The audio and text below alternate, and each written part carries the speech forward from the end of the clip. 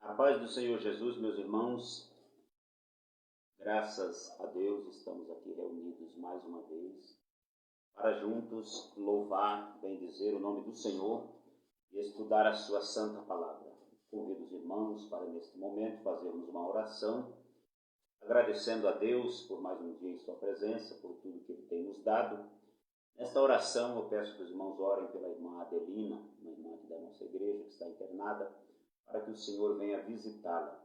Vamos orar por todos os irmãos e amigos que estão enfermos, para que o Senhor conceda a cura a cada um. Nós cremos no Deus que pode curar todo e qualquer tipo de enfermidade, conforme a sua vontade e soberania. Semana passada nós estudamos sobre os dons de curar e cremos na atualidade deste dom.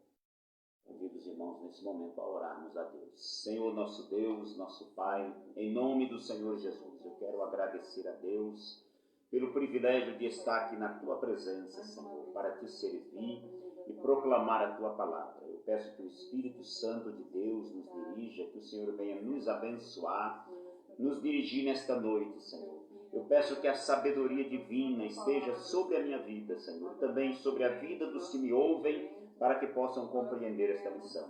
Eu intercedo nesse momento pela irmã Adelina, Senhor. Peço que o Senhor venha visitá-la, curar toda a enfermidade. Restaure a saúde da tua filha, Senhor.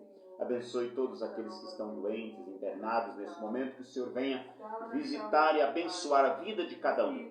Fala conosco esta noite, Senhor. Nós te pedimos e te agradecemos em nome de Jesus. Amém. Meus irmãos, vamos cantar o hino de número 33 da nossa harpa.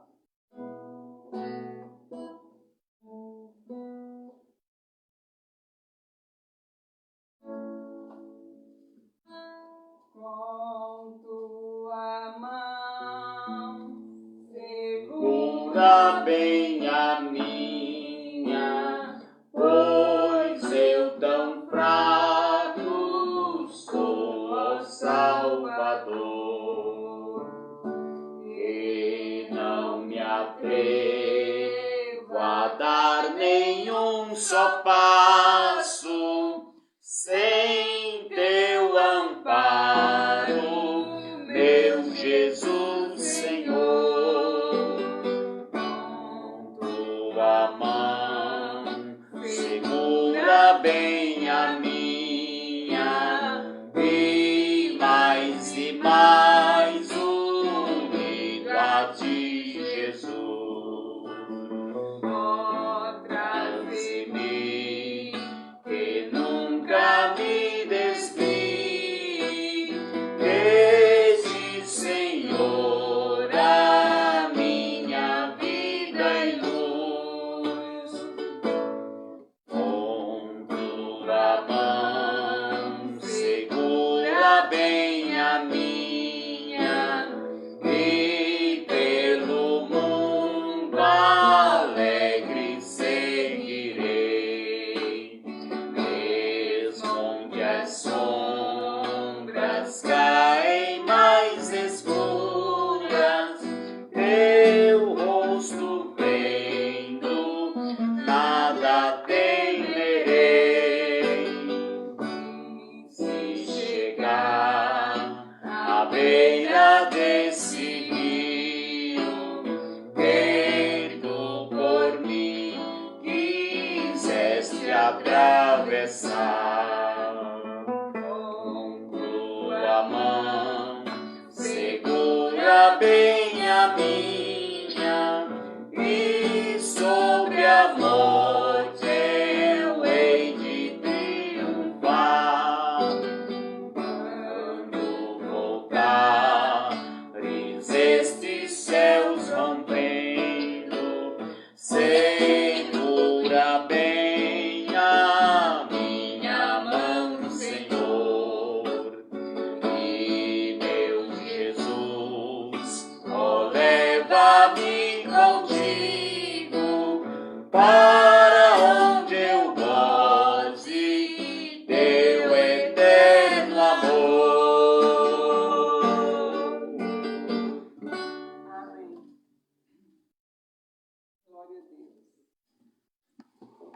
Graças a Deus, meus irmãos, por este hino maravilhoso. O Senhor venha segurar em nossas mãos em todos os momentos da nossa vida. Se Ele segurar as nossas mãos, firme nós estaremos.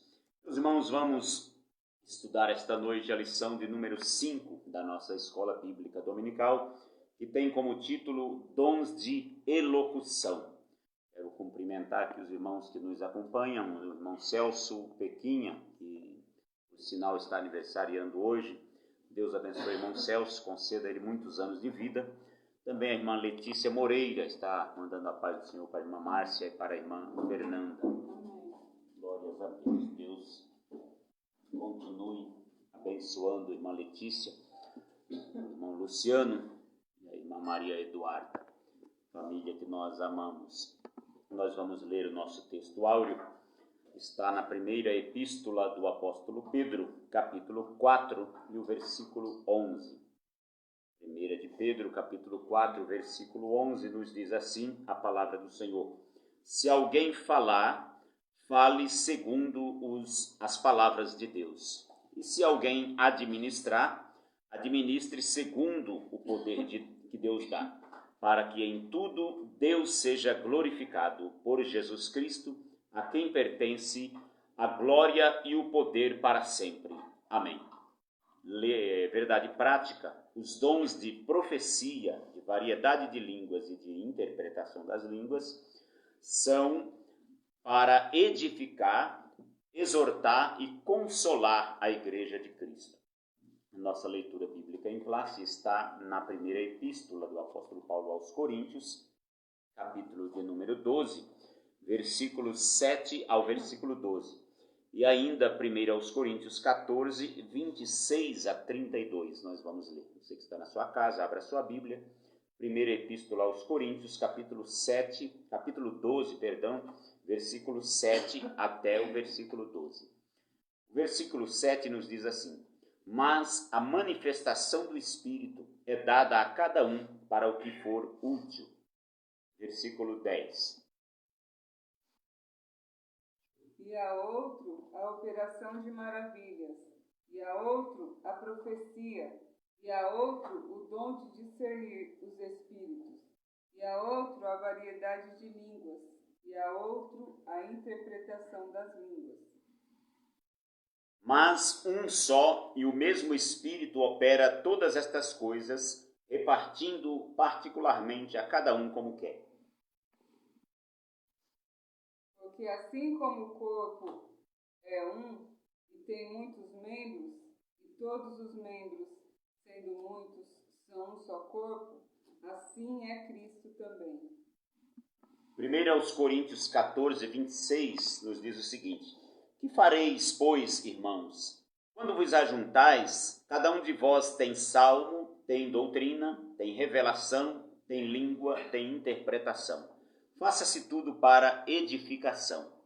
Versículo 27. E se alguém falar língua estranha, faça-se isso por 2, ou quando muito 3, e por sua vez, e haja intérprete.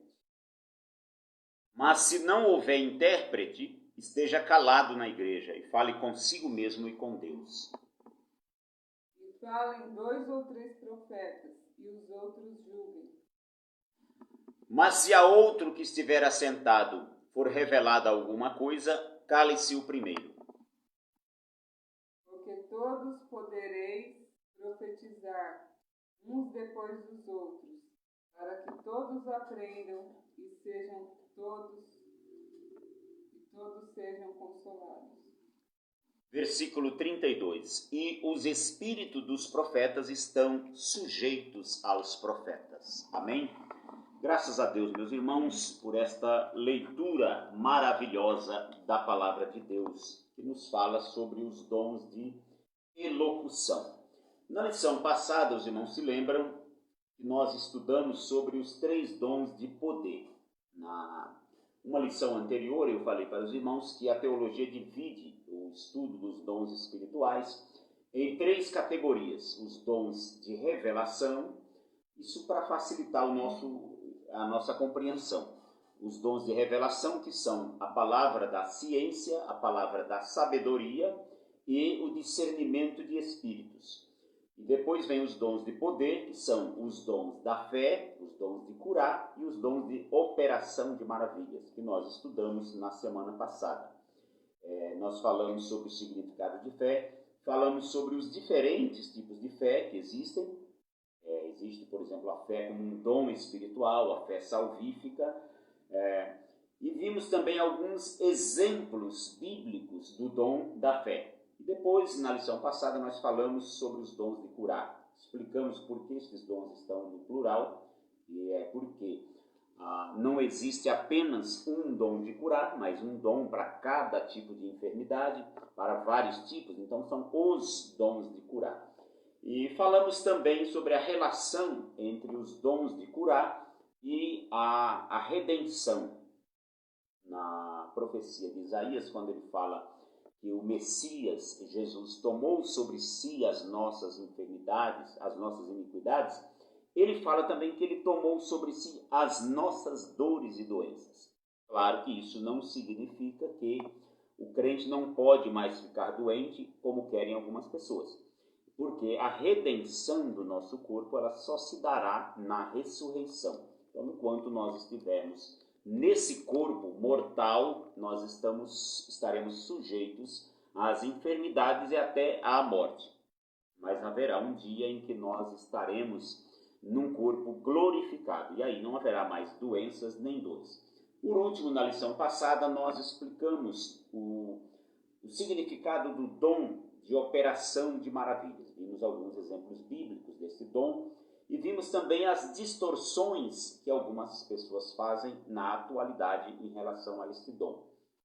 Tem pessoas aí que manipulam informações, manipulam milagres, outros querem enriquecer às custas da boa-fé do povo, uma série de coisas. Na lição de hoje, nós vamos falar sobre a terceira e última categoria de dons, que são os dons de elocução. Os dons de elocução, eles são o dom de profecia, o dom de variedade de línguas e o dom de interpretação de língua. Nós vamos ver que esta categoria de dom, ela manifesta a mensagem de Deus à igreja. A primeira categoria de dons, ela manifesta a sabedoria de Deus. Os dons de revelação mostram que Deus conhece todos os mistérios e através dos dons da palavra da ciência, palavra da sabedoria e do discernimento de espírito, esses dons manifestam a onisciência de Deus. Deus tem todo o conhecimento sobre todos os mistérios, então ele revela o profundo e o escondido. Nos dons de poder, eles revelam a onipotência de Deus. Eles revelam que Deus pode todas as coisas, que todos os poderes no céu e na terra estão sujeitos à autoridade de Deus. Só podem agir até onde Ele permite. E na lição de hoje, esses três dons revelam a mensagem de Deus à igreja. É Deus falando à igreja através da profecia, através da variedade de línguas, com o complemento da interpretação de línguas. A palavra elocução, ela significa uma ação ou um efeito de enunciar um pensamento por palavras. Ou seja, é um modo de expressar-se, seja oralmente ou por escrito. Então, esses dons são também chamados de dons de expressão, porque eles estão relacionados à fala. Esta categoria de dons, ela manifesta a mensagem de Deus, então por isso é chamado de dom de elocução. No primeiro tópico da nossa lição, nós vamos falar sobre o dom de profecia. Vamos ver o conceito da profecia, vamos ver a relevância e os propósitos desse dom e também vamos ver os propósitos do dom de profecia do ponto de vista bíblico, porque há muitas distorções a respeito da profecia também. No segundo tópico, nós vamos falar sobre o dom de variedade de línguas, do ponto de vista bíblico. Nós vamos mostrar que há uma diferença entre a variedade de línguas e o falar em línguas como evidência do batismo no Espírito Santo. Isso nós vamos mostrar com referências bíblicas. No terceiro e último tópico, nós vamos falar sobre o dom de interpretação de línguas, que é um complemento do dom de variedade de línguas. O dom de interpretação de línguas, ele é uma capacidade, uma habilidade sobrenatural para interpretar em nosso próprio idioma uma mensagem que foi falada numa linguagem desconhecida. Então, enquanto a profecia ela é transmitida no nosso próprio idioma, a interpretação ela transmite uma mensagem, ela interpreta, decodifica uma mensagem que foi falada em língua estranha e que é desconhecida tanto do ouvinte como de quem fala. Tanto o dom de interpretação como o dom de variedade de línguas, eles são sobrenaturais, eles são capacitações do Espírito Santo para o crente e não são línguas aprendidas. Ninguém aprende a falar em língua estranha, não existe curso para falar em língua estranha. Então é algo sobrenatural concedido pelo Espírito Santo. Vamos ao primeiro tópico da nossa lição, o dom de profecia. O que é o dom de profecia? Quando nós falamos de profecia ou profeta, no hebraico é a palavra nabi. Essa palavra significa alguém que proclama uma mensagem recebida sob supervisão de outra pessoa. Ou seja, nabi ou um profeta é um porta-voz, ele é um mensageiro. Esta palavra no Antigo Testamento ela ocorre cerca de 300 vezes e pode se referir tanto aos profetas do Senhor quanto aos falsos profetas. Então, nabi é a palavra para profeta em hebraico. No grego é usada a palavra profetes, que vem de pro, antes e femi, que é falar. Logo, profeta em grego, profetes, quer dizer alguém que fala antecipadamente sobre um acontecimento. A profecia no Antigo Testamento. Segundo o saudoso pastor Antônio Gilberto, teólogo e ensinador das Assembleias de Deus, ele afirma que o ministério profético durou cerca de 400 anos no Antigo Testamento. E durante esses 400 anos, nós tivemos vários tipos de profecias. E cerca de 30% do texto bíblico do Antigo Testamento é composto de profecia. Então é uma parte relevante. O Antigo Testamento ele é formado de lei, história, poesia e profecia. Então está assim composto o Antigo Testamento. E 30% é profecia. Nas profecias nós temos os profetas maiores, que são aqueles, não o profeta que é maior, mas o livro, e os profetas menores. Então desde Jeremias até Malaquias, desde Isaías até Malaquias, nós temos os profetas maiores e menores.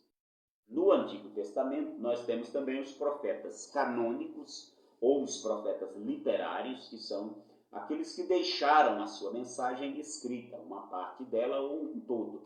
Aqueles que escreveram um livro na Bíblia. Então, são chamados de profetas canônicos, ou profetas literários. E temos também os profetas não literários, que eram profetas, ou chamados também de profetas orais. Mas estes não deixaram seus livros escritos. Temos vários exemplos desses profetas, como, por exemplo, Abraão foi chamado de profeta, mas não tem nenhum livro de Abraão escrito na Bíblia. Nós temos também Natã, o profeta, que repreendeu Davi. Ele também era um profeta não literário, não existe nenhum livro de Natã. Nós temos, por exemplo, Gade, que era outro profeta. Nós temos Aías, Micaías, muitos outros profetas, principalmente no livro dos Reis e das Crônicas, são mencionados alguns profetas não literários, que eles não deixaram as suas profecias escritas. E alguns deles, além de não deixarem as suas profecias escritas, eles são também anônimos. A Bíblia não relata o nome deles. Nesses casos, a Bíblia os chama de um profeta ou um homem de Deus. um deles que veio repreender o rei Jeroboão, que edificou um altar para adorar ídolos em Betel. Então a Bíblia diz assim: um homem de Deus profetizou contra aquele altar. Então esses profetas eram chamados de profetas anônimos. No Novo Testamento, nós temos o dom ministerial de profeta, que nós vamos estudar na lição de número 7. Está lá em Efésios 4, versículo 11. Então nós não vamos falar muito sobre ele hoje, porque nós vamos estudar na lição 7 os detalhes do ministério profético no Novo Testamento. E temos também o dom de profecia, que é o tema do nosso estudo neste tópico. Nós vamos falar sobre o dom de profecia. Tanto o ministério profético no Novo Testamento, ele não tem o objetivo apenas de prever o futuro, mas de proclamar e interpretar a palavra de Deus por vocação divina, com vistas à admoestação, à exortação, ânimo, consolação e edificação da igreja. Esse é o comentário da Bíblia de Estudo Pentecostal sobre a profecia no Novo Testamento. Esse é o ministério profético, o ministério de profeta. Ele tem esta finalidade. O dom de profecia, por sua vez, é uma capacitação sobrenatural concedida pelo Espírito Santo para falar uma mensagem verbal em nome de Deus, em um idioma conhecido, tanto de quem fala como de quem ouve. E o objetivo desse dom é exortar, ou edificar, exortar e consolar a igreja. Então, o dom de profecia, ele não é falado em línguas estranhas. O dom de profecia, ele é na nossa própria língua. Deus usa uma pessoa para falar conosco. E esta fala, ela tem o objetivo de edificar, de exortar e consolar a pessoa que ouve. Nós vamos ver alguns equívocos depois em relação a esse dom de profecia. Quando nós falamos do dom de profecia, é importante nós sabermos algumas coisas como ele. Vamos ver sobre ele, vamos ver a relevância deste dom. Os cessacionistas, aqueles que não creem na atualidade dos dons espirituais, eles afirmam que os dons espirituais cessaram com o fechamento do cânon, ou seja, com a completude das Sagradas Escrituras. Mas, meus irmãos, não há nem um só versículo na Bíblia que dê margem para essa possibilidade. A Bíblia diz ao contrário. Pedro diz assim, que a promessa do batismo no Espírito Santo, ela diz respeito a vós, que eram as pessoas que ouviam a Pedro, aos vossos filhos, a todos os quantos estão longe, e a tanto quantos Deus nosso Senhor chamar. Então veja o alcance desta promessa de Joel. A promessa do profeta Joel era: nos últimos dias, diz Deus, derramarei do meu espírito sobre toda a carne, e vossos filhos e vossas filhas profetizarão. Os vossos mancebos terão visões, os vossos jovens terão visões, e os vossos velhos sonharão sonhos. Então veja que esta era a promessa do profeta Joel, do derramamento do Espírito. E aí Pedro, falando sobre esta profecia, sobre o cumprimento, ele disse assim: e a promessa, ou seja, a promessa do profeta Joel, diz respeito a vós, a vossos filhos, e a todos quantos estão longe, e a tantos quantos Deus nosso Senhor chamar. Então não faz sentido dizermos que os dons espirituais encerraram-se no primeiro século.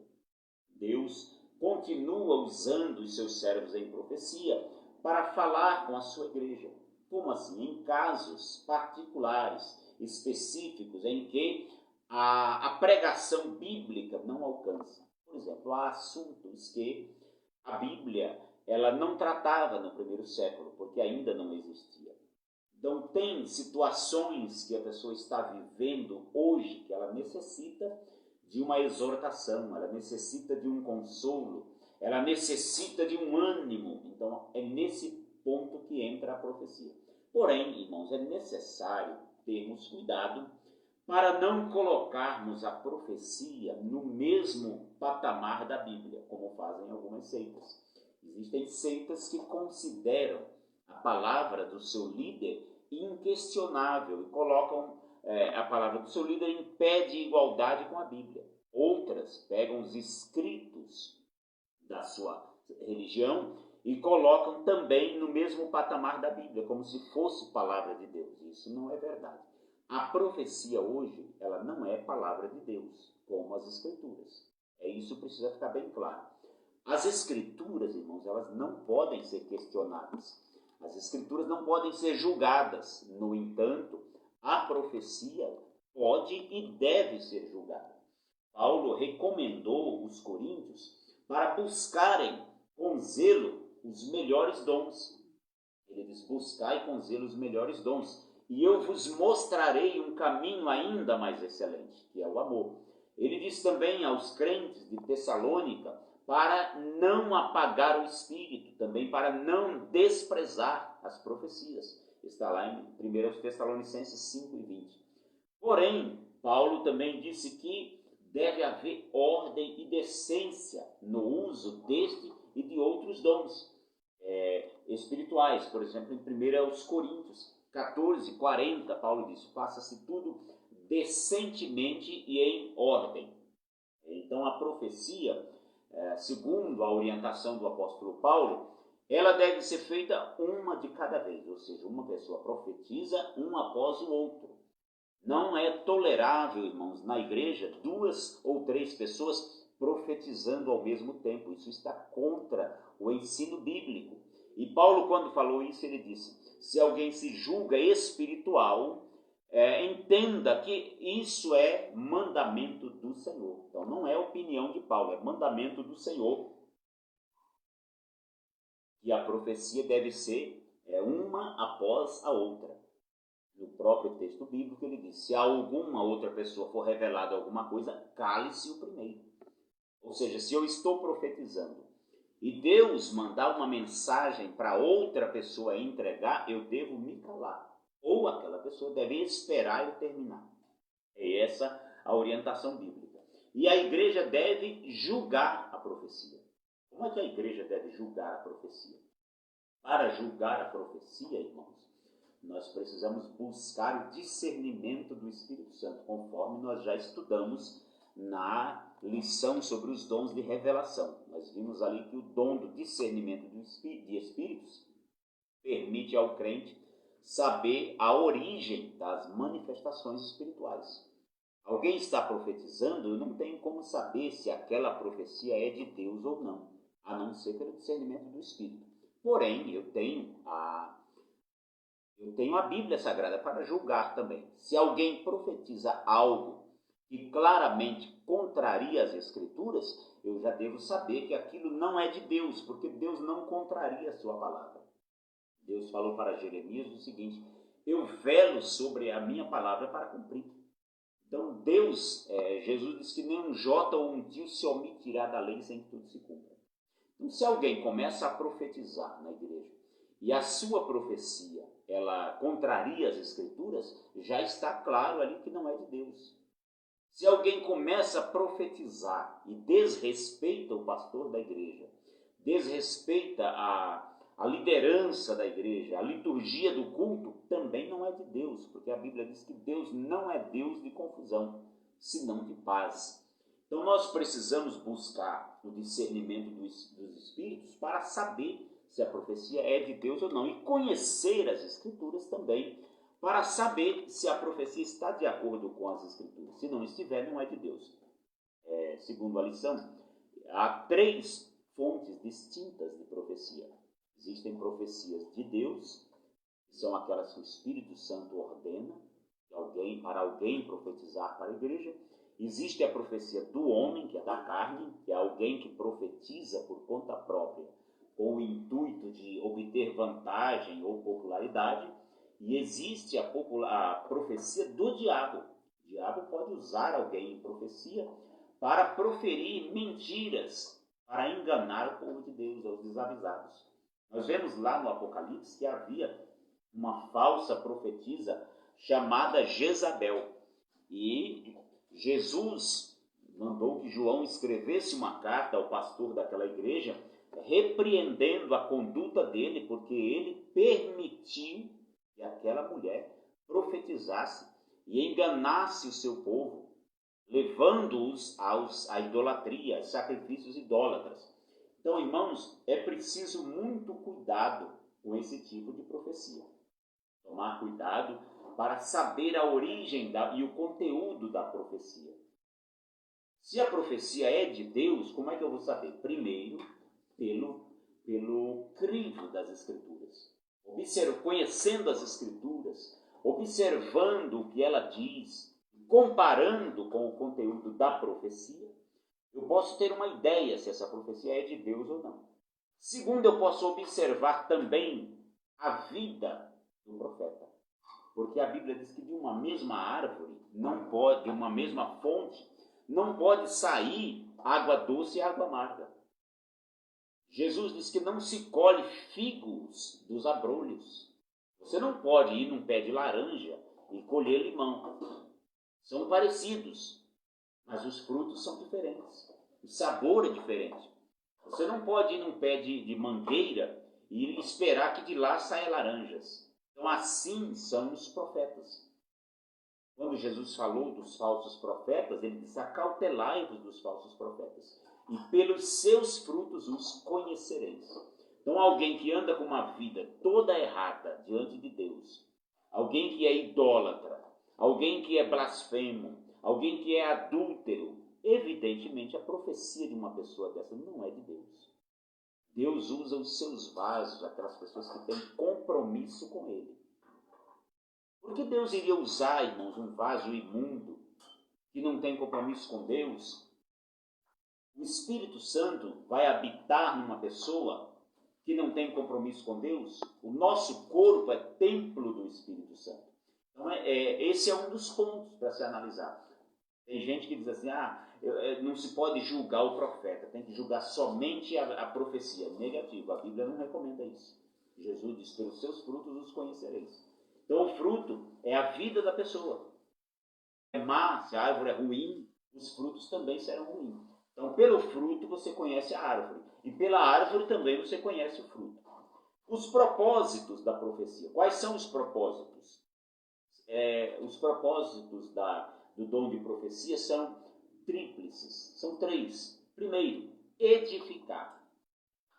O que é edificar? A palavra edificar no grego é oikodomê, que está relacionada a edificar no sentido de fazer uma construção civil. Mas essa palavra é usada aqui no sentido figurado para se referir à formação espiritual do discípulo de Jesus. O discípulo de Jesus, a sua formação, ela começa no discipulado. Quando ele dá os primeiros passos para Jesus, a sua fé começa a ser edificada. Começa a ter as primeiras aulas a respeito do Evangelho, as primeiras orientações. É como se ele estivesse na alfabetização. Mas ele vai crescendo espiritualmente. Então, através da profecia, alguém pode ser edificado na fé. A segunda, também é importante nós lembrarmos que na construção do edifício de Deus, que é a igreja, nós não podemos pôr outro fundamento. Paulo diz que o fundamento é Cristo, e ele já foi posto pelos apóstolos. A Bíblia diz que a igreja do primeiro século, ela perseverava na doutrina dos apóstolos. Então a profecia hoje, ela não tem poder para colocar outro fundamento à igreja. Existem falsos profetas, hereges, que eles têm essa conversa de colocar outro fundamento. Tinha uma igreja aqui em São Paulo, que ela era uma igreja evangélica, mas faltava orientação bíblica, ensino bíblico, e a líder desta igreja era uma mulher. Ela faleceu, e depois que ela faleceu, seus adeptos passaram a dizer que ela era o Consolador prometido por Jesus. Tornou-se uma seita terrível. E outras também, que eram igreja evangélica, se tornaram seitas por conta da idolatria aos seus líderes. Então é importante tomarmos cuidado com isso. O fundamento da igreja é Cristo. fundamento da igreja não é a denominação, não é o líder da igreja. Ninguém pode colocar outro fundamento. Então ninguém tem autorização com profecia para arrumar outra coisa, outro fundamento. Não, nós estamos fundamentados em Cristo Jesus, o nosso Senhor, o único mediador entre Deus e os homens. Segundo propósito da profecia é exortar. O que é exortar? A palavra exortar, no grego, é o verbo parakalau. Essa palavra significa literalmente chamar para fora, chamar alguém para fora com o intuito de ajudá-lo, de orientar e ensinar. Muita gente pensa que exortar é bater, que exortar é apenas repreender, mas não. Exortar tem o sentido de motivar alguém a servir a Cristo de uma maneira melhor. Então, quando eu chamo alguém do lado e digo assim, meu irmão, por favor, vem aqui, vamos conversar. E aí eu explico as coisas com amor a ele, eu estou exortando, eu estou encorajando este irmão ou esta irmã a se aproximar mais de Cristo, a perseverar na sã doutrina. Isso é exortar. Nós temos um exemplo na Bíblia, tinha um pregador chamado Apolo. Apolo, ele era eloquente, poderoso nas Escrituras. Isso significa que ele pregava muito bem, era um servo de Deus. Porém, a Bíblia diz que ele conhecia apenas o batismo de João. Ele não tinha conhecimento ainda nem de Jesus, nem do batismo no Espírito Santo.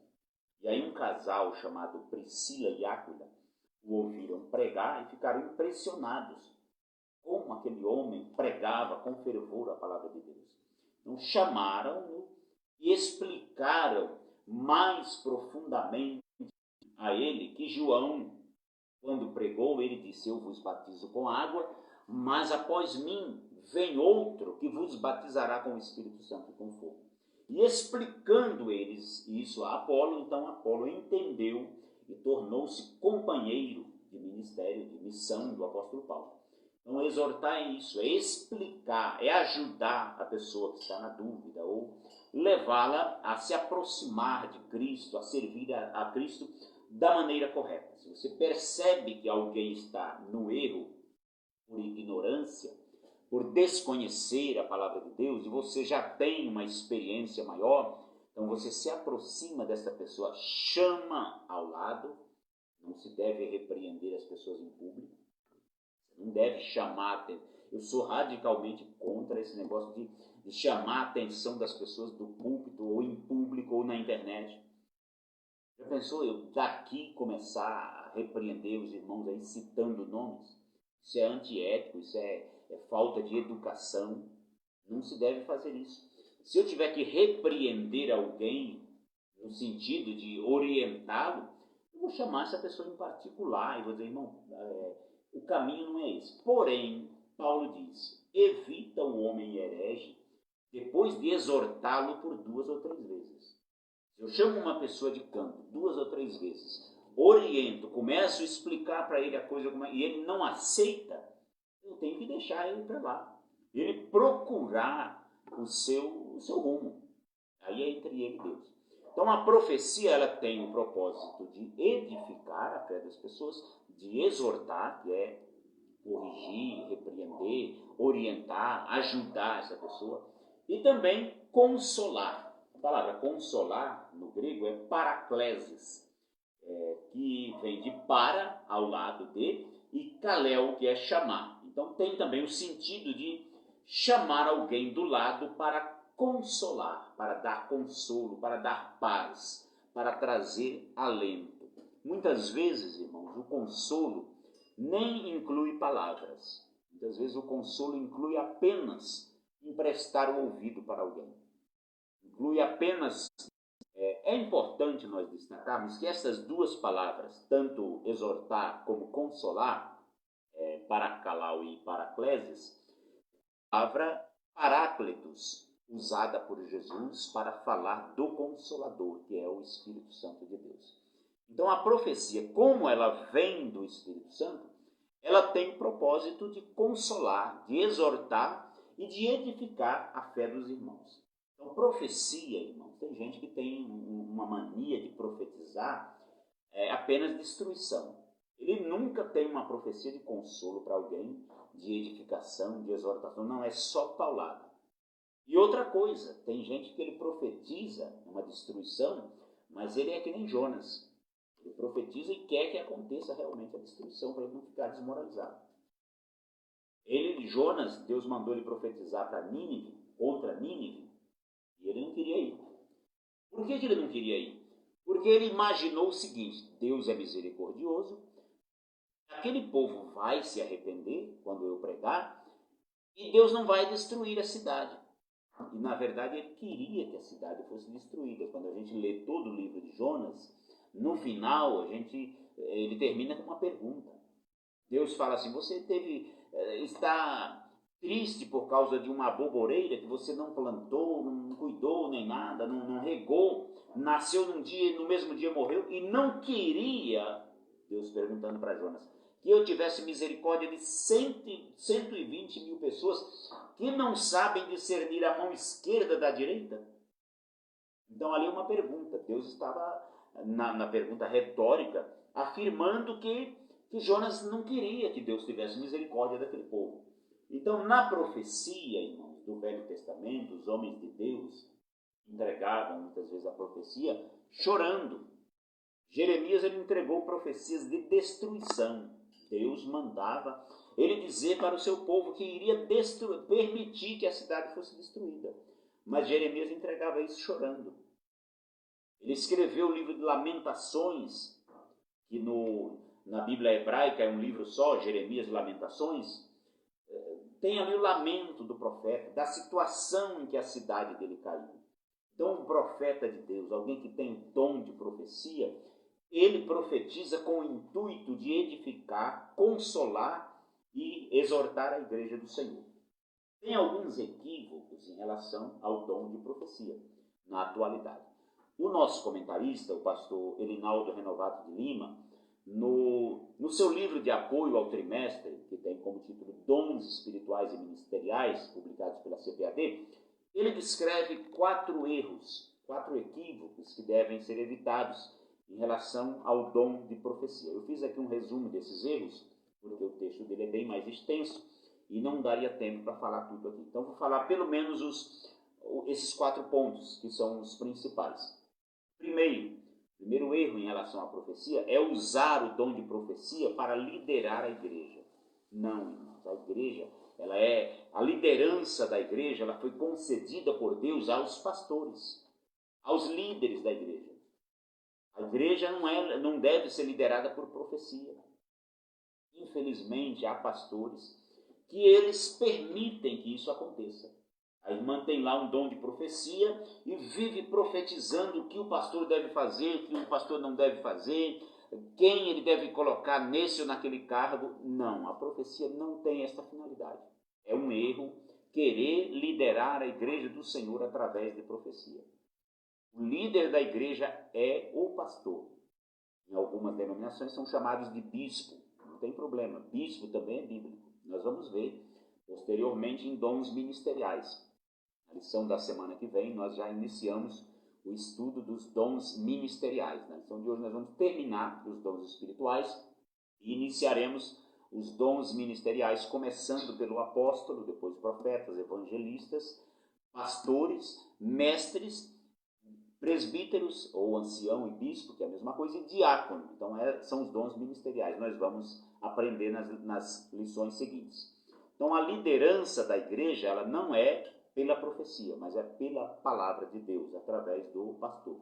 Segundo erro em relação ao dom de profecia é usar o dom de profecia como oráculo ou como vidência. O que é isso? Tem pessoas que eles vivem procurando alguém que tem um dom de profecia para fazer consulta. Ligam para alguém, mandam mensagem de WhatsApp, tem gente profetizando pelo rádio, pela televisão, tem gente mandando profecia no atacado. Profecia não é isso, meus irmãos. Profecia não é oráculo. Profecia, quem tem um dom de profecia não é um vidente para ser consolado, para ser consultado. Nós não podemos considerar uma pessoa que tem um dom de profecia como alguém especial. Tem gente que tudo que ele vai fazer, ele vai consultar um profeta. No Antigo Testamento havia esta prática. Por que havia? Porque ainda não existiam as Escrituras. No tempo dos profetas, do ministério profético do Antigo Testamento, que eu já falei para os irmãos, que durou 400 anos, existia somente a lei. Os 5 primeiros livros do Antigo Testamento, que são chamados de Torá. Depois foram escritos um livro aqui ou ali, mas as escrituras não estavam juntas, completas ainda. Então os profetas no Antigo Testamento, eles eram considerados a palavra de Deus em determinadas circunstâncias. Um rei precisava saber o que fazer, ele consultava um profeta do Senhor. E o profeta recebia orientação de Deus para passar ao rei. Mas nós não temos mais profetas com estas características. Não. O dom de profecia hoje não tem mais a finalidade de orientar as pessoas, de ser palavra de Deus. Eu preciso viajar, então vou consultar um profeta para ver se eu viajo ou não. Não. Quem faz isso são as pessoas que consultam cartomantes, as pessoas que consultam lá o bruxo, alguém. A profecia bíblica não é nada disso. Você consulta a Deus. Se Deus vai usar alguém em profecia, é com ele.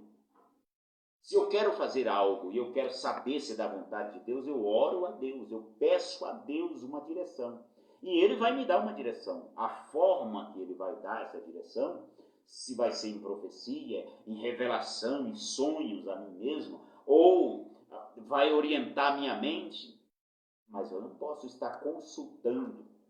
Eu vou na casa da irmã Zefinha lá, porque ela é profetisa. Não tem base bíblica isso. Terceiro erro, equívoco em relação à profecia, é usar a profecia para doutrinar a igreja. A palavra de Deus, ela é o nosso único manual de fé e conduta. Nenhuma profecia hoje tem o poder de acrescentar, retirar ou alterar algo que está na Bíblia. Não tem. Nós não podemos cair nesse erro, irmãos. Muitas seitas caíram nesse erro e se deram mal. Deixaram de ser igreja para ser seita, porque passaram a criar doutrinas. Doutrina tem que ser criada com base na Bíblia, e já estão estabelecidas as doutrinas bíblicas. Paulo disse assim: se alguém, mesmo que seja um de nós, ou seja, um dos apóstolos, ou até um anjo do céu, vos anunciar outro evangelho, além do que eu já vos tenho anunciado, seja anátema ou maldito. Então, se alguém vier com uma profecia hoje querendo doutrinar a igreja, rejeite, não aceite.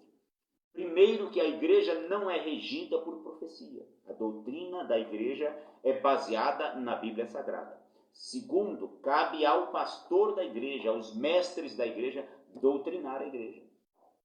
Deus estabeleceu os dons ministeriais, os pastores, os mestres para ensinar a palavra de Deus. Não cabe a profetas e profetisas quererem hoje dizer o que é pecado, o que não é, que a igreja deve fazer, o que não deve. Não. A liderança da igreja dos pastores e o manual de doutrina e de conduta é a palavra de Deus e vai continuar sendo até a vinda de Jesus. Para sempre, ó Senhor, a tua palavra permanece no céu. O quarto e último equívoco em relação ao dom de profecia é usar a profecia desordenadamente. Este é um erro que eu tenho visto muito nas igrejas, principalmente, até inclusive no nosso ministério. O que é usar a profecia desordenadamente? 1 Coríntios 14, 4, falando sobre os dons espirituais, o apóstolo Paulo diz o seguinte: tudo seja feito com ordem e decência. Isso ele fala em relação aos dons espirituais. Muitas pessoas acham que não se pode limitar as profecias, que tem que deixar a pessoa profetizar de todo jeito, em qualquer momento, mas não é isso que a Bíblia ensina. Profecia, primeiro, ela deve ser feita uma de cada vez. Tem alguém profetizando? Deus mandou você profetizar? Olha, tem alguém profetizando? Fique calado, espere a pessoa terminar. Isso não sou eu que digo, é a Bíblia. Olhou, alguém está pregando a palavra de Deus? A profecia está com ele, não é com você. Espere ele terminar de pregar. Não se pode, irmãos, profetizar enquanto alguém está pregando. Isso é contra o ensino da Bíblia. A não ser que Deus mandou você falar com a pessoa. Mas Deus também não é Deus de confusão. Ele não vai mandar você falar com a pessoa durante a pregação. Deus espera. Essa é a primeira coisa que você não deve fazer. Profetizar junto com outra pessoa. Eu já vi gente, uma profetizando para as irmãs, outra para a mocidade, outra profetizando no púlpito, outra profetizando... Que bagunça é essa, irmãos? É contra a Bíblia isso aí. É profetizar desordenadamente. Também é profetizar desordenadamente, irmãos. Você profetizar em língua estranha, nós vamos ver no próximo tópico, sem ninguém interpretar. Então, profecia, um de cada vez.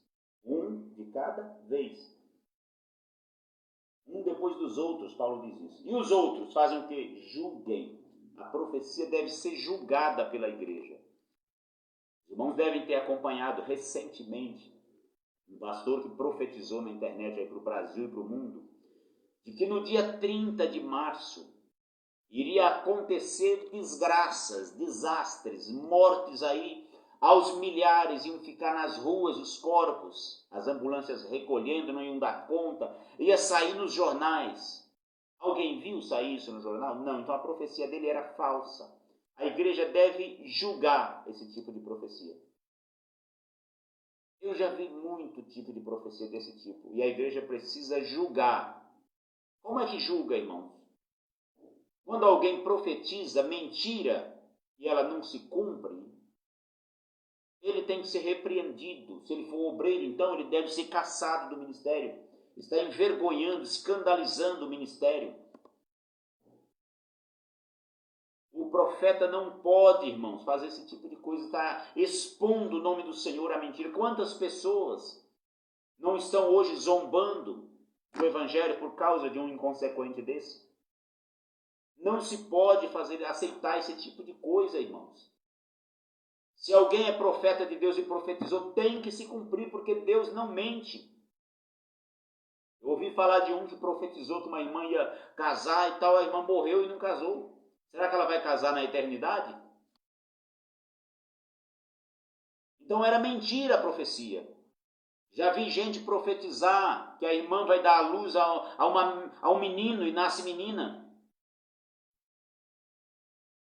E o pior é que esse cidadão, eu não ouvi ele falar, mas gente falou que ele disse que Deus enganou ele. Aí piorou mais ainda. Se ele tivesse a humildade, se arrependesse e dissesse assim, irmãos, eu me enganei. Aí sim, o que confessa e deixa alcança a misericórdia. Se ele tivesse dito, irmãos, eu tive um sonho e eu confundi aquilo com uma revelação e falei, é um caso grave sim, mas eu estou pedindo perdão. Mas dizer que Deus enganou ele, irmãos, isso é blasfêmia. Quando alguém chega a esse ponto, ele já perdeu o rumo faz tempo. Eu tenho uma preocupação muito grande com isso, irmãos. A frase, assim diz o Senhor, é muito pesada. Porque Deus é verdadeiro, Deus não falha, Deus não mente, Deus não se engana, Deus não contraria a sua palavra. E quando eu digo, assim diz o Senhor, eu estou assumindo uma responsabilidade com Deus muito grande. Muito cuidado, irmãos, quando você disser assim, Deus está me mandando dizer, tome cuidado com isso, viu, irmão? Muito cuidado. Porque você está assumindo uma responsabilidade. Nós não podemos confundir a profecia com a nossa vontade. Como assim? Uma coisa é aquilo que eu desejo que aconteça na sua vida. Isso é uma coisa. Claro que eu desejo que todos os doentes sejam curados. Se você está doente nesse momento, o meu desejo é que você seja curado. Mas eu não posso, em nome do meu desejo, dizer assim, Deus está me mandando dizer que você vai ser curado. Eu não posso fazer isso, irmãos, a não ser que Deus de fato esteja me mandando. Porque se eu disser que Deus está dizendo que você vai ser curado e você não for curado, então quem foi que mentiu? Fui eu ou foi Deus? Se eu digo assim, você vai ser curado e você não vai, não é curado, então eu menti sozinho. Eu fui um mentiroso. Mas se eu digo assim, Deus está dizendo que você vai ser curado e você não for curado, eu estou dizendo que Deus está mentindo, e aí é gravíssimo. É gravíssimo. Nós temos um caso desse na Bíblia. Deus falou para um profeta, um dos profetas anônimos, para ele ir lá em Betel e profetizar contra o altar de Betel, de Jeroboão. Ele foi lá e profetizou. Mas antes dele profetizar, Deus disse para ele assim, você não vai comer naquela cidade, nem vai dormir lá, e não volte pelo mesmo caminho que você foi. O profeta foi lá, consciente, fez o seu papel. O rei tentou pegá-lo, a sua mão ficou mirrada. E aí o rei disse, por favor, ore por mim aí, a minha mão voltar ao normal. Ele orou, a mão voltou ao normal. E quando o rei viu que ele era um homem de Deus, o rei disse, então vem aqui na minha casa. Ele falou, ainda que você me desse tudo que você tem, o reino, eu não comeria nada nesse lugar, porque Deus me deu ordem para eu não comer aqui. Foi obediente. Só que chegou um falso profeta e disse assim, cadê os filhos daquele falso profeta? Viram e contaram para o pai. Disse, pai, o senhor não sabe o que aconteceu lá na cidade. O que foi? Chegou um profeta lá corajoso, o profeta falou contra o rei, contra o altar, só precisava estar lá. Mas cadê ele? Vocês não trouxeram o homem para cá para almoçar? E ele disse, não, a gente até chamou, mas ele disse que não iria comer aqui não. Porque Deus disse para ele não comer. Ele falou, não, vamos lá. Chegou lá e falou para o profeta, eu também sou profeta como o senhor e tal, e Deus me disse para falar para você, para voltar e comer na minha casa. Ele não vigiou. Ele não se lembrou de que Deus não contraria a sua palavra. E foi com o homem. Comeu. Quando ele estava comendo, aí o mesmo profeta foi lá e disse, porquanto foste rebelde à minha voz. E aí ele estava falando agora em nome de Deus. Você não vai descer à sepultura dos seus pais. E um leão o matou no caminho. Então isso, irmãos, é para a pessoa entender que não se deve expor Deus à mentira. A Bíblia diz que Deus prova a nossa fé. E se alguém profetiza alguma coisa e essa profecia não se cumpre, está escrito lá em Deuteronômio 13, que aquele profeta é arrogante, mentiroso. Não foi Deus, essa é a palavra que Deus não falou. Então, muito cuidado com esse tipo de profecia, porque assim como existem os profetas do Senhor, existem também os falsos profetas. E os pastores precisam tomar cuidado com os falsos profetas, porque eles causam divisão e confusão nas igrejas. Um profeta do Senhor, ele nunca vai promover divisão na igreja. Um profeta do Senhor, ele nunca vai jogar a igreja contra o seu pastor. Porque Deus não faz isso. A Bíblia diz que nós devemos lutar pela unidade da fé. Está lá em Efésios 4. Nós devemos buscar a unidade da fé. Então, os que semeiam divisões e contendas na igreja não são profetas do Senhor. Pode até se dizerem que são, mas não são. Então, é preciso tomar cuidado. Não podemos permitir que a igreja seja dirigida por profecias ou que supostos profetas do Senhor queiram doutrinar a igreja. Não, a doutrina da igreja está a cargo do pastor e dos mestres da congregação, aqueles que foram chamados pelo Senhor, e com base na Bíblia Sagrada. Também não é porque é pastor que a pessoa está autorizado a pregar falsas doutrinas. Não. O pastor também tem a responsabilidade de pregar a palavra de Deus como ela é. Nós vamos ver isso em lições posteriores. Muito bem, esse foi o dom de profecia.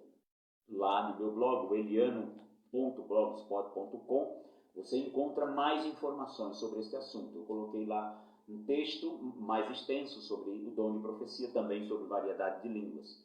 Eu vou deixar depois nos comentários aqui o endereço, o irmão só clica lá e vai direto lá, você pode acessar os meus comentários. O segundo dom de elocução é o dom de variedade de línguas. O que é o dom de variedade de línguas? A evidência inicial do batismo no Espírito Santo é o falar em línguas. Conforme nós vemos em Atos 2:4, a Bíblia diz que e todos foram cheios do Espírito Santo e falaram em línguas e profetizaram. Também nós vamos ver lá em Atos capítulo 8 que as pessoas falavam em línguas quando Pedro e João impunham as mãos sobre eles, a ponto do mágico Simão querer oferecer dinheiro para Pedro para ter esse dom de impor as mãos e alguém receber o Espírito Santo. Depois, em Atos dos Apóstolos, capítulo 10, Pedro pregou para Cornélio, centurião Cornélio, e todos da sua casa, e diz a Bíblia que enquanto ele pregava, desceu o Espírito Santo, caiu o Espírito Santo sobre aquelas pessoas, e eles falaram em línguas e profetizaram. Depois, lá em Atos, capítulo 19, a Bíblia diz que Paulo encontrou um grupo de 12 crentes e perguntou para eles: vocês já receberam o Espírito Santo quando creram? E eles disseram: nós nem ouvimos falar que há Espírito Santo. E Paulo explicou para eles a doutrina do Espírito Santo e impôs as mãos sobre eles, e eles receberam o batismo no Espírito Santo e falaram em línguas e profetizaram. Então, esse falar em línguas aí é a evidência inicial do batismo no Espírito Santo. Porém, há uma diferença entre falar em línguas por ocasião do batismo no Espírito Santo e o dom de variedade de línguas. Falar em línguas é uma promessa que está dirigida a todos os crentes. Todos os crentes que buscarem o batismo no Espírito Santo, eles podem ser batizados no Espírito Santo e falar em línguas. Porém, o dom de variedade de línguas não é para todos. É dado a cada um, como diz 1 Coríntios 12, no versículo 11 e no versículo 30, que é dado o dom de variedade de línguas a cada um para o que for útil. E quem define se é útil ou não sou eu, não é a igreja, é o Espírito Santo. Então, o Espírito Santo, de acordo com a sua soberania, de acordo com a sua vontade, é ele que dirige, ele distribui os dons a cada um como ele quer. A uns, diz a Bíblia, que ele deu o dom de profecia. A outros ele deu o dom de variedade de línguas. E a outros ele deu o dom de interpretação. Então, ele distribui os dons a cada um como quer. Mas o que é, então, o dom de variedade de línguas? Temos aqui a definição do dom de variedade de línguas. É uma capacitação sobrenatural concedida pelo Espírito Santo para falar em uma língua desconhecida da pessoa que fala. Porém, esta língua ela pode ser conhecida da pessoa que ouve. É possível isso. Então, existem dois... esse falar em línguas ele pode conter uma oração. Paulo diz que ele pode orar em línguas e o seu espírito ser edificado, mas aí a sua mente ficaria infrutífera. Então, você pode orar em línguas, conforme o Espírito Santo lhe concede. Você também pode louvar a Deus, glorificar a Deus em línguas, conforme o Espírito Santo lhe concede. A Bíblia diz que em Atos 2, as pessoas ouviram os apóstolos, os discípulos ali, falando em outras línguas das grandezas de Deus. Então, ali aconteceu um fenômeno em que eles falavam das grandezas de Deus em uma língua que eles não conheciam, mas as pessoas conheciam. Naquele dia em Jerusalém, no dia de Pentecostes, havia pessoas de vários lugares do mundo. E eles ouviram falar em línguas. Quando eles ouviram, disseram: esses homens estão bêbados. Mas aí se aproximaram e disseram assim: o que quer dizer isso? E aí a Bíblia diz que quando eles se aproximaram, eles perguntaram: mas esses homens não são todos galileus? Por que então nós ouvimos, cada um em nossa própria língua, em nosso próprio idioma, ouvir falar das grandezas de Deus? Então, existem dois aspectos no dom de variedade de línguas. O primeiro deles é a glossolalia. Glosso quer dizer língua, e Glossolalia quer dizer falar. Então, glossolalia, falar em línguas. Então, isso você pode... Quando nós falamos de glossolalia, é uma língua sobrenatural, desconhecida de quem fala e de quem ouve. Quando o crente fala numa língua desconhecida dele e de quem está ouvindo, é um dom de variedade de línguas, mas não língua dessa terra. Alguém ouve e não vai entender nada, porque é uma glossolalia, é uma língua desconhecida. A expressão línguas estranhas, ela não se encontra na Bíblia. Se encontra apenas línguas, ou glossolalia, falar em outras línguas. Mas existe também a xenolalia. Xenolalia ou xenolalia é o falar em línguas estrangeiras, em línguas de outros países, que foi o que aconteceu no dia de Pentecostes. As pessoas falaram em línguas que eram desconhecidas para os que estavam falando, mas eram conhecidas para de quem fala. O pastor Emílio Conde, ele cita um caso desse, do dom de variedade de línguas. Eu vou citar para os irmãos aqui. Ele cita o nome dessa pessoa. Deixa eu só encontrar aqui o dom de variedade de línguas.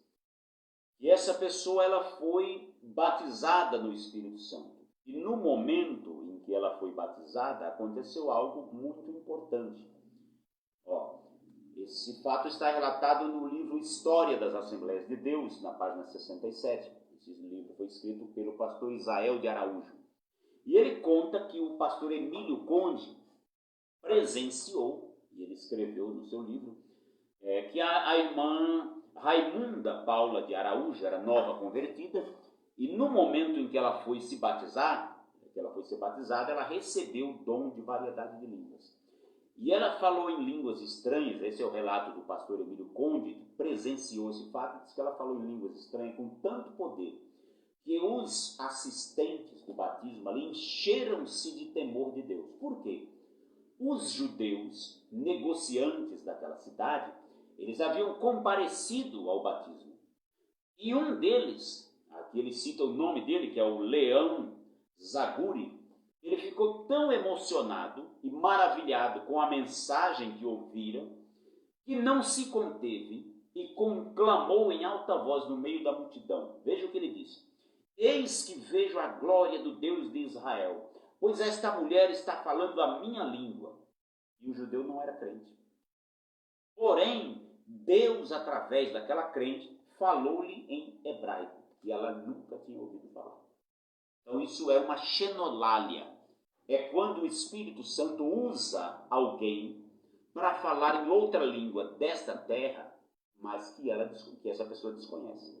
Eu, por exemplo, eu só sei falar, e não muito bem, o português. Eu falo português na medida do possível. Não sou aquele especialista em português. Se você me mandar falar, então, em chinês, aí você acabou comigo, porque eu não sei nem o alfabeto chinês. Eu não conheço as letras chinesas. Se você me mandar falar em hebraico, eu sei poucas palavras do hebraico que eu estudei no curso de teologia. E algumas letras, mas nem o Aleph Beit, que é o alfabeto hebraico, eu não sei inteiro. A primeira letra é o Aleph, o Beit. Então, mais ou menos, algumas letras. E algumas palavras que a gente conhece através das enciclopédias bíblicas. Mas se você me mandar falar chinês, coreano, japonês, árabe, aí eu não sei nada. Se você me mandar falar, por exemplo, mandarim, o guarani dos índios, aí não sei nada. Agora imagine, se eu começar a falar aqui no meio dos chineses, eles sabendo disso, que eu não sei falar nada chinês, se eu começar a discursar para eles, entregar uma mensagem no linguajar deles, evidentemente eles vão reconhecer que é Deus. Foi o que aconteceu com essa mulher. Os judeus que estavam presentes naquele caso reconheceram que Deus estava falando ali, o Deus de Israel, que o judeu conhecia, porque ela estava falando em hebraico, uma língua que ela desconhecia totalmente. Então temos a glossolalia, que é uma língua, como disse Paulo, dos anjos. Ele diz lá em 1 Coríntios 13, versículo 1, Ele diz, ainda que eu falasse a língua dos homens e dos anjos, e não tivesse amor, eu seria como metal que soa, como sino que tine. Então Paulo disse ali, deixa claro que existia uma linguagem dos anjos, espiritual, e uma linguagem terrena. Tem gente que questiona isso, diz que não existe, mas a Bíblia deixa claro que sim.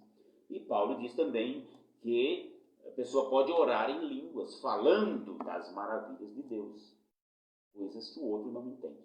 Mas tem a língua também dessa terra. Mas é importante nós deixarmos claro que o dom de variedade de línguas, ele não é poliglotismo. Não é você aprender a falar uma língua que você aprendeu. Você entra num curso de idiomas aí, aprende inglês, francês, alemão e sai falando. Não, não é disso que está falando. O dom de variedade de línguas, ele é uma língua que você desconhece totalmente. Uma língua que você não conhece nem o alfabeto. Então, quais são as finalidades, então, do dom de variedade de línguas? Primeira finalidade, a edificação pessoal. Paulo disse que quando uma pessoa fala em línguas, o seu espírito é edificado. Então, nesse sentido, ele fala em línguas entre ele e Deus, ele glorifica a Deus, o seu espírito é edificado. Segundo propósito, segundo objetivo do dom de variedade de línguas, é a edificação da igreja. Serve para a edificação de outras pessoas. Você fala em língua estranha, o seu espírito é edificado, mesmo você não entendendo. Você não entende o que você fala em línguas, a menos que você tenha o dom de interpretação. Mas o seu espírito é edificado, mesmo sem a interpretação. Porém, para edificar outras pessoas na igreja, é necessário que haja o dom de interpretação. Esses dons andam juntos e um é o complemento do outro. Terceiro, glorificação a Deus. No dia de Pentecostes, as pessoas ouviram os discípulos falando das grandezas de Deus. Então, através do dom de variedade de línguas, nós glorificamos a Deus na língua do céu, na língua dos anjos, desconhecida totalmente nessa terra. Depois, nós nos comunicamos de forma sobrenatural com Deus. Na oração em línguas, o crente pode falar com Deus de uma forma sobrenatural. Deus conhece todos os mistérios. Foi Ele que concedeu esse linguajar para o crente, que nem ele mesmo entende. A Bíblia diz que o Espírito intercede por nós com gemidos inexprimíveis. O que são gemidos inexprimíveis? São gemidos que não dão para ser expressos em palavras. Palavras são incapazes de expressar esses gemidos que o Espírito Santo intercede diante de Deus por nós. Então, quando nós falamos com Deus em língua estranha, em variedade de línguas, nós estamos falando com Deus de uma forma especial, num linguajar sobrenatural que ninguém entende. Então, é um mistério de Deus. A Bíblia fala também de cânticos espirituais. Também o falar em línguas, a variedade de línguas, ele é um sinal para o descrente. O dom de variedade de línguas é um sinal para o descrente, desde que haja interpretação, como foi o caso dessa irmã Raimunda que eu citei agora. Aquilo foi um sinal para um judeu descrente. Por quê? Ela falou numa língua que ela desconhecia, mas o judeu conhecia. E através da interpretação também, ela pode estar falando numa língua que ela desconhece. A pessoa que ouve também desconhece, mas através da interpretação, a pessoa entende aquela mensagem. Então isso é um sinal para o descrente. E Paulo recomenda que, se não houver o dom de interpretação, o crente deve falar consigo mesmo e com Deus. Então não se deve falar uma mensagem em língua estranha sem ninguém interpretar. Mas, desde o início, eu disse para os irmãos que há uma diferença entre o falar em línguas, em adoração, por ocasião do batismo no Espírito Santo, e o falar em línguas como para entregar uma mensagem. É diferente um do outro. Falar em línguas na adoração, no batismo no Espírito Santo, isso não é proibido. mas entregar uma mensagem em língua estranha é necessário que haja interpretação. Esse dom também, assim como os demais dons, é um dom atual.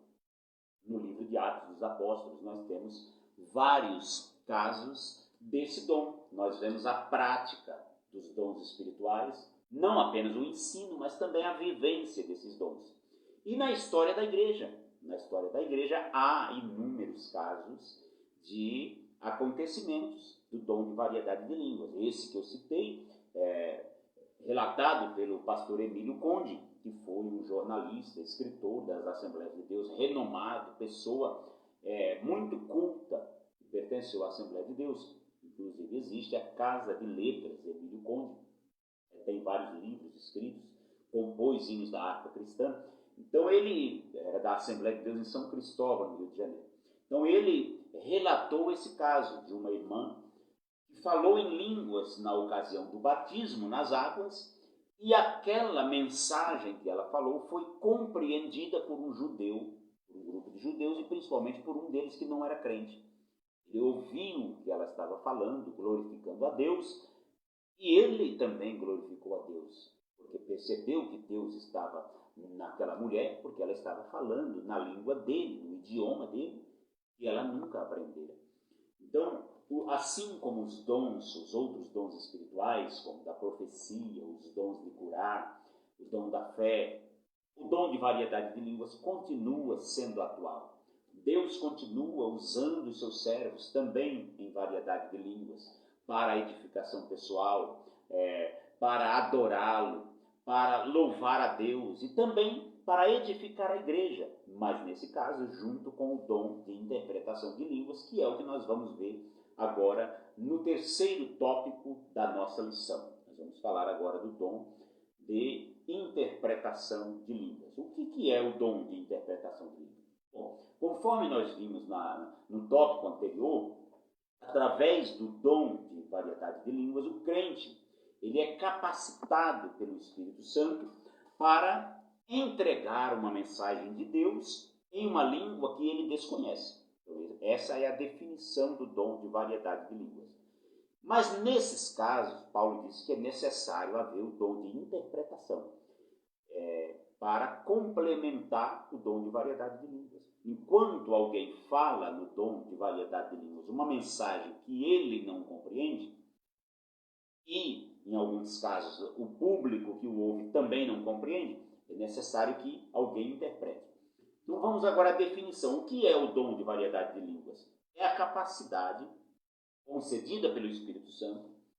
Vejam que todos os dons eu falo que é uma capacidade concedida pelo Espírito Santo, porque é o Espírito Santo que capacita o crente com todos os dons espirituais. Nenhum dos dons espirituais é concedido por alguém deste mundo, é coisa do Espírito Santo, é dádiva do Espírito. Nós vimos nas primeiras lições, não é por merecimento, não torna o crente mais espiritual ou superior aos demais, não, é uma dádiva, é um presente de Deus, não para o portador do dom, mas para a igreja, para a edificação, consolação e exortação da igreja. Isso são os dons espirituais. E no caso do dom de interpretação de língua, é para interpretar no próprio idioma uma mensagem pronunciada em língua desconhecida. Não é tradução. Tradução, ela está relacionada às palavras, às frases, à construção do discurso. Então, tradução é outra coisa. Tradução é alguém me trazer um texto em inglês, por exemplo, eu ter estudado inglês e trazer aquele texto para o português. Isso é tradução. Agora, quando eu falo de interpretação, eu estou falando de decifrar, de decodificar uma mensagem. É como se alguém escrevesse uma mensagem para mim em códigos e eu pegar os códigos e dizer, não, isso aqui significa isso. Na linguagem de segurança, por exemplo, nós temos códigos. Eu digo nós porque eu trabalho na área de segurança. Então, as pessoas que trabalham com o HT, com o rádio, eles têm códigos. Toda empresa tem seus códigos. Sei lá, vê lá os pilotos de avião, certamente eles têm os seus códigos. Os policiais Então tem um código lá para dizer que está atento. Então a pessoa fala um código. Quem não é da área não sabe o que é aquilo. Mas quem é da área sabe o que ele está falando. Então assim é a interpretação. Existe também a linguagem dos sinais, a linguagem de Libras, para os surdos. Então, alguém pega lá e faz assim, eu não sei o que é aquilo. Mas quem aprendeu a linguagem dos sinais, ele sabe interpretar aquilo.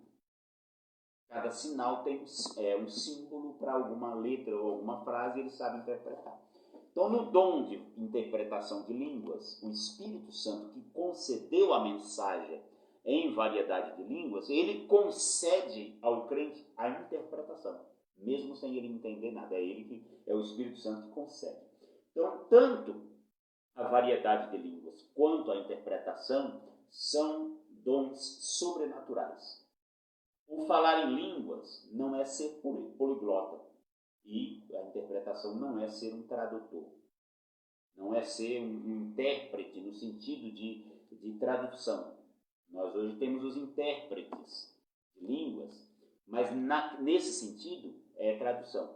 Mas no sentido bíblico, interpretar uma língua não é traduzir, é trazer o significado de uma mensagem dada pelo Espírito Santo que foi transmitida em uma linguagem que a pessoa desconhece. Tanto quem fala desconhece, como quem ouve também. Então, alguém entregou uma mensagem para a igreja em língua desconhecida. Eu não conheço aquela língua. A pessoa que está falando também não conhece. Mas aí o Espírito Santo me concede o dom de interpretação e diz para mim o que aquela pessoa está falando, o que significa o que ele está falando. E aí eu me levanto e falo para a igreja. Ele fala em línguas e eu falo em português, interpretando o que ele está falando. Mas eu não tenho a mínima ideia do que ele está falando. Isso é interpretação de línguas. Existe, irmãos, uma diferença entre o dom de interpretação de línguas e o dom de profecia. O nosso comentarista coloca aí essa diferença. Tanto o dom de profecia e o dom de interpretação, eles são semelhantes. Por quê? Porque ambos trazem uma mensagem à igreja no seu próprio idioma. No dom de profecia, nós vimos no primeiro tópico que a profecia é dada no próprio idioma da pessoa. Alguém vem profetizar para mim, ele profetiza em português, evidentemente, porque é o meu idioma, é o linguajar que eu entendo. E se for, dependendo da pessoa, vai falar ainda em nordestinês, vai falar na língua lá do Nordeste, que é mais fácil ainda de eu entender. Então Deus, quando ele fala em profecia, ele não vai usar alguém numa linguagem universitária, uma linguagem de ABL, Academia Brasileira de Letras, de pessoas cultas, para falar com um analfabeto. Não. Deus usa alguém para falar em profecia na linguagem própria da pessoa. Ele vai entender perfeitamente tudo o que ele está falando. Então não se espante se alguém for profetizar para você e errar lá a gramática. Não, isso é de propósito. Deus permite que a pessoa faça isso exatamente para você entender. Então isso é o dom de profecia. Já o dom de interpretação de línguas é diferente. Ele traz uma mensagem de Deus, sim, mas para que haja a interpretação, é necessário que antes alguém fale em língua estranha, para que ele interprete. Então a diferença é essa. O dom de profecia vem diretamente de Deus no idioma de quem ouve. E quem fala também entende. Alguém que está profetizando está entendendo o que ele está falando. Existem algumas pessoas que profetizam como se eles tivessem sido arrebatados, como se algum espírito tivesse baixado nele e ele não sabe o que está fazendo. Isso acontece em outro lugar, irmãos. Não é na igreja. Nós vimos no texto bíblico que o espírito dos profetas está sujeito ao profeta. Então esse negócio de que alguém fica fora de si na hora que está profetizando, isso não é de Deus. Em outros centros aí que as pessoas invocam os espíritos aí, e os espíritos tomam a pessoa, ele escreve lá sem saber o que está escrevendo, fala sem saber o que está falando. Na igreja, no movimento do espírito, não é isso. A pessoa que está profetizando, ele está consciente. Ele está recebendo uma mensagem de Deus, conscientemente entregando no idioma da pessoa que ouve, para a pessoa entender. Esse é o dom de profecia. O dom de variedade de línguas é diferente. O dom de variedade de línguas, a pessoa recebe uma mensagem em uma língua que ele desconhece e entrega essa mensagem numa língua que a pessoa também desconhece. Ele não está fora de si, mas ele está recebendo algo de Deus que ele não sabe o que é. E Paulo diz para quem tem esse dom que ore para que possa interpretar. E a igreja deve orar para Deus levantar pessoas que interpretem. Se eu estou falando em línguas e aí eu percebo que Deus levantou alguém para interpretar, glória a Deus por isso, eu vou continuar falando aqui. Deus está me dando a mensagem, eu estou falando em línguas e alguém está interpretando. Mas se eu percebo que eu estou falando e ninguém está interpretando, eu devo fazer o quê? A Bíblia diz que eu devo calar. Ah, mas não pode calar. Pode sim, que a Bíblia manda calar. Se você está falando em línguas e ninguém está interpretando, a Bíblia recomenda que você fique calado, fale consigo mesmo e com Deus. E ore para que possa interpretar. Agora, eu só te digo uma coisa. Deus, Ele não vai deixar, irmãos, a mensagem incompleta à igreja. Deus vai levantar alguém para interpretar, com certeza. Deus não faz as coisas pela metade. Então, Deus não vai conceder o dom de variedade de línguas para a igreja, para alguém falar e não ter ninguém para interpretar. Vamos buscar a Deus. Ele vai conceder. Porque os dons espirituais têm o objetivo de edificar, exortar e consolar a igreja. Mas para que haja consolação, se não for em profecia, na língua pátria, na língua que nós falamos, se for em variedade de línguas, precisa interpretação. E a interpretação não é tradução. Não é alguém está falando, não, eu acho que é aquilo. Não, ele está falando em alemão, eu vou traduzir. Não é nada disso. A interpretação é o Espírito Santo que dá. Concluindo, irmãos, a nossa lição, os dons espirituais são atuais. Deus continua falando com a sua igreja através dos dons de elocução. Nós vimos que elocução significa expressão da fala, significa manifestação verbal ou escrita. Por isso que são dons de elocução, porque são dons de expressão, também são chamados, porque são dons de fala. Então, através do dom de profecia, de variedade de línguas e de interpretação, Deus fala com a sua igreja. Isso é atual. John Stott, pregador e teólogo, ele diz que os dons são atuais, contemporâneos, úteis e necessários. Então, isso define muito bem. Os dons são atuais, são contemporâneos, são para os nossos dias, são úteis e são necessários à igreja. Então, devemos seguir as recomendações do apóstolo Paulo. Buscar com zelo os melhores dons, não apagar o Espírito, não vamos ser uma igreja fria, que não dá lugar ao Espírito. Não vamos desprezar as profecias, não. Paulo diz, não desprezeis as profecias, mas vamos fazer tudo com ordem e decência. Amém? Deus abençoe os irmãos, todos os que nos assistiram. Nós vamos estar sempre aqui. Essa semana, como eu falei para os irmãos, eu estou trabalhando no período da tarde. Então, por isso eu estou impossibilitado de transmitir amanhã, que seria a nossa aula. Mas, como eu estou de folga hoje, eu antecipei para hoje. Comuniquei no grupo lá do WhatsApp da nossa igreja, que seria hoje a nossa live. No domingo também eu estarei trabalhando, então não vou poder estar com os irmãos na igreja. Mas isso é temporário, só essa semana, porque um dos colegas está afastado. Mas, irmãos, orem por mim, para que logo eu volte para o meu horário, que eu quero estar na obra do Senhor. Mas se ficar tarde, a gente grava de manhã, transmite, vocês não vão ficar sem aula, amém?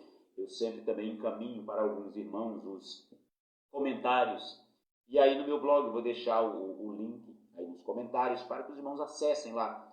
Eu comento tópico por tópico da nossa lição. São 3 tópicos. Lá tem um tópico sobre a introdução à lição. Eu escrevi um tópico sobre a introdução aos dons de elocução. Escrevi um outro tópico sobre o dom de profecia. Escrevi um outro sobre o dom de variedade de línguas e um outro sobre interpretação de línguas. A semana que vem nós estaremos estudando sobre o ministério de apóstolo. É o primeiro dos dons ministeriais. Então, continuem conosco assistindo às nossas aulas, compartilhando com outras pessoas. A Bíblia diz assim, conheçamos e prossigamos em conhecer ao Senhor. Deus abençoe o irmão José Nivaldo, meu amigo, irmão lá de Osasco. Ele pede oração pelo seu irmão Nilvan, que está internado. Os irmãos, lembrem desse nome, Nilvan. Orem por ele para que Jesus venha curá-lo. Eu creio que Jesus pode fazer maravilha. Também a irmã Letícia Moreira, que está nos cumprimentando aqui, a irmã Vanessa,